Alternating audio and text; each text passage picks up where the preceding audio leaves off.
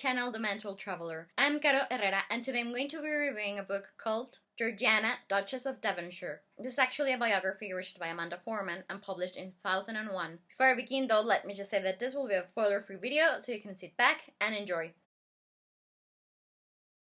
So I first became aware of Georgiana back when I saw the trailer for the movie adaptation of this book starring Keira Knightley, Ralph Fiennes, Dominic Cooper, Hayley Atwell, and Charlotte Rampling. And I remember I was really struck with it because it was a trailer where I learned that Georgiana was an ancestor of Diana, the late Princess of Wales, and that they also shared in common not only blood but the fact that they were women who were empress of fashion and who were loved by the whole world except by their husbands. So when the movie came out, I remember that I loved it because I've always enjoyed period dramas, and I love history, and I'm an Anglophile, and I even did a review for the movie back in 2017. When I discovered there was a book based on the movie, I decided to one day read it, but since I wasn't that crazy for this historical figure, I was never really feeling an urge to pick it up and read it. But back in early 2021, I finally bought the ebook version of it, and that's why I'm finally reviewing it.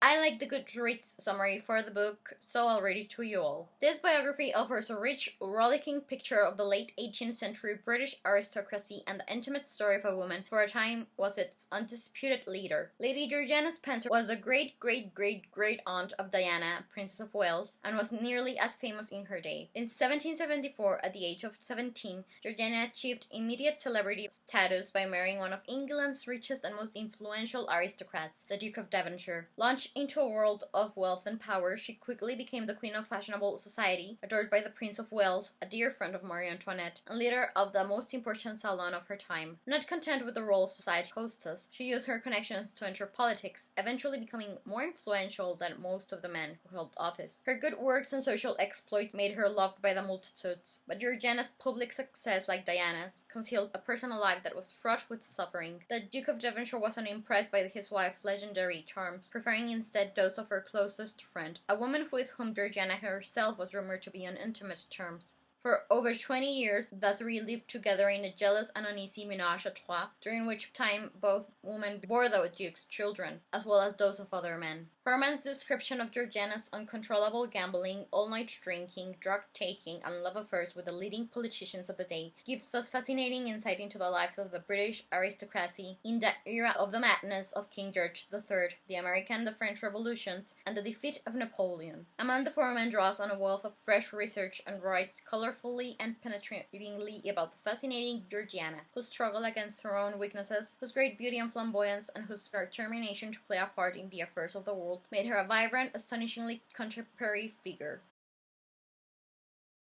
I'm afraid that I didn't like the book that much, so I'm giving it a 3 out of 5 stars review. Don't get me wrong, I love biographies, and this one was really well researched, but I just couldn't get into the writing style. It felt a bit dry for me. And while I love the British royal family, I've never been that much into English politics, and since the book constantly deals with Georgiana's role in the political spheres, it got a bit boring at times, and it unfortunately took me a long time to finish it. Still, Georgiana did lead a very interesting life, and while I don't share everything that she did, I do like the fact that she was a woman ahead of her times and sort of led the way for other ladies to enter into as yet a forbidden strictly male territory, the high places of politics. I still think that it is eerily fascinating how Georgiana and Lady Diana are not only related but have several things in common, and one of the highlights of the book for me was to learn more about the friendship between Marie Antoinette and Georgiana, because Marie Antoinette is one of my favorite queens ever. I already knew that they were friends, but I had no idea that Georgiana and the Duke were actually in Paris when the Bastille was stormed, and that Marie Antoinette and Georgiana saw each other at such a poignant period in history. So overall, I do recommend you to read this biography if you like to learn about the lives of very interesting women, but it's not my favorite biography. Georgiana's life doesn't interest me that much, and I seriously prefer the movie adaptation a lot more. I do think though that the movie leaves out a lot of the things that happened to her, simplifying different storylines, and while it's a good adaptation, it's